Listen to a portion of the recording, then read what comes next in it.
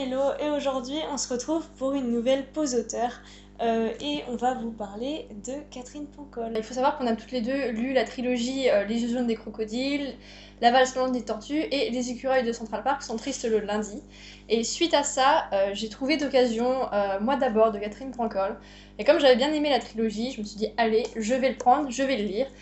Et j'espérais retrouver un peu l'ambiance, l'atmosphère et un peu le même genre de personnage. Ce fut pas du tout le cas. Ce qu'il faut savoir, c'est que celui-là a été écrit bien avant la trilogie. C'est plus centré autour d'une seule personne, une femme, qui découvre sa sexualité, qui fait des rencontres et on la voit avancer dans la vie. C'était pas tout à fait la même plume, c'était agréable à lire. Franchement, je l'ai lu hyper rapidement.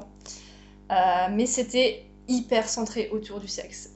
Au début, je me suis dit, ouais, cool, ça peut être pas mal. J'ai bien aimé comment elle l'a décrit, mais j'ai pas aimé le personnage en fait. J'ai pas du tout accroché. Je l'ai trouvé niaise, stupide. J'ai eu beaucoup de mal à m'identifier à elle. J'aime pas du tout les décisions qu'elle prend. Et le problème, je pense, ça vient de l'époque en fait. Parce que je pense que ça se passait avant les années 2000, donc c'était pas les mêmes mentalités, les femmes étaient pas traitées de la même manière, elles pouvaient pas avancer dans la vie comme nous on peut actuellement. Et je pense qu'elles n'avaient pas non plus la même sexualité. Donc ce fut intéressant d'avoir un autre point de vue, mais vraiment l'héroïne a mis presque 200 pages à comprendre vraiment le sexe et l'amour, alors qu'elle avait eu pas mal de partenaires et pas mal d'occasions de le comprendre, et pourtant elle a une révélation à un moment donné, elle s'est dit ah oui tiens, en fait c'est ça. Mais après, pour ce qui est du sexe, j'ai beaucoup aimé les images, la façon dont c'était décrit, c'était pas mal, et c'était pas du tout le même esprit que la trilogie. Après je sais pas si je le recommande ou pas, c'est intéressant, voilà. Nous maintenant on va vous parler de la fameuse trilogie dont Mélo n'arrête pas de parler, et il s'agit bien sûr... elle a pas de nom en fait cette trilogie. Non. Si. Non, elle a pas de nom. Moi je l'appellerais l'histoire de la vie. Ça résume assez bien en fait cette trilogie. On va suivre une multitude de personnages, tous liés parfois par des liens familiaux, parfois par des choses un peu plus complexes. Et ça représente vraiment comment les choix de certaines personnes peuvent influencer sur la vie des autres. Comment leur passé a déterminé ce qu'elles sont actuellement, et comment le passé a laissé des blessures qui sont pas encore guéries malgré les années qui sont passées. En parlant de blessures, c'est pas un roman, en tout cas le premier tome, c'est pas hyper joyeux, hein. Il y a une certaine tristesse un peu sourde qui émane de ces blessures, du passé difficile, des relations conflictuelles entre les fratries, entre les parents et les enfants. Entre les maris et les femmes. Il y a plusieurs personnages principaux, mais il y en a vraiment une qui est centrale, c'est celle avec laquelle on commence en fait. Donc le personnage de Joséphine, en tout cas, elle est pas vernie. Il lui arrive un certain nombre de crasses. Après, justement, c'est là qu'on se rend compte que c'est peut-être dû à sa façon d'être, à la façon dont elle a été blessée par la vie. Et pourtant, malgré toute cette masse un peu noire qui lui tourne autour, et ben ça reste un roman plein d'espoir, d'amour, de tendresse, et qui montre que la vie, c'est pas que les mauvais côtés, qu'il y a toujours des gens sur qui on peut compter, des gens vers qui on peut se tourner. Et ça, c'est franchement positif. Et ça en fait déjà, rien que ça en fait déjà une belle lecture.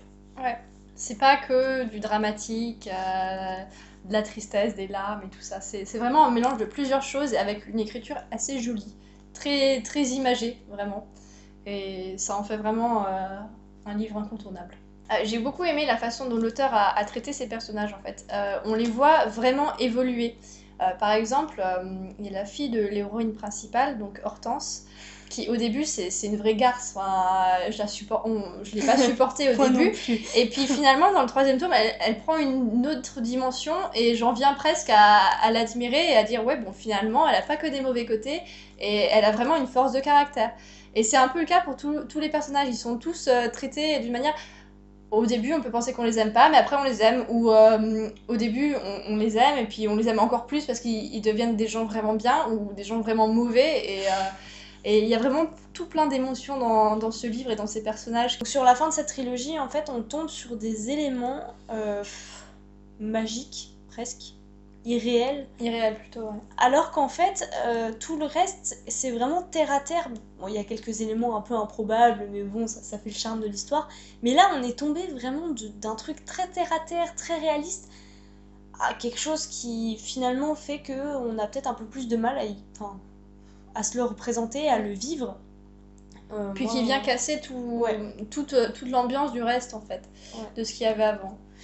Du coup, moi, c'est des passages, clairement, je les ai lus en diagonale sur la fin, donc je pense que c'est le dernier tome.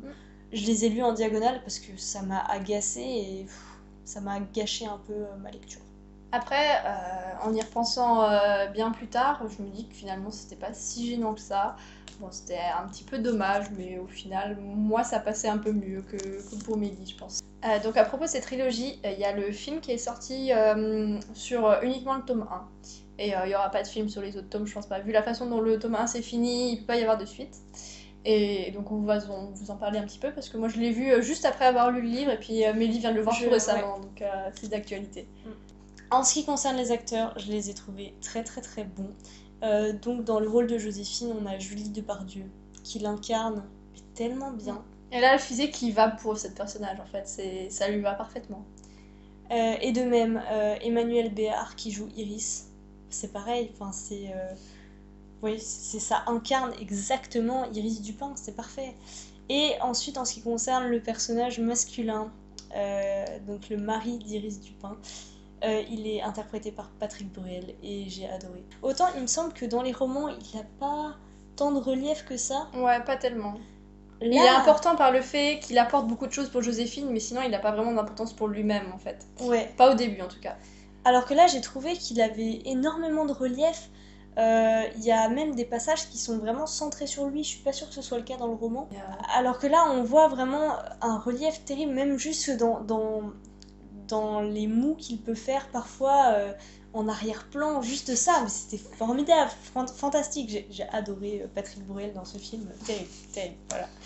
Après, ça reste une adaptation de roman qui est plutôt bien faite. Hein. D'habitude, on a plus des choses qui occultent la moitié du livre et qui tournent toutes les choses un peu à leur sauce, alors que là, pas du tout. Ça respecte plutôt bien l'histoire, même s'il y a certaines parties qui sont un petit peu occultées pour notamment permettre qu'il n'y ait pas de suite. Et moi, le petit bémol, c'est j'ai pas retrouvé la Hortense qu'il y avait dans les livres en fait. Elle a beaucoup moins d'importance, on arrive moins à l'admirer, il y a plus son côté chippy et garce que le côté forte qu'elle prend dans les livres. C'est ça qui est bien dans les romans, en règle générale, c'est qu'on peut beaucoup plus approfondir les personnages, en particulier dans l'histoire d'une vie, hein, où en fait chaque personnage a vraiment son importance.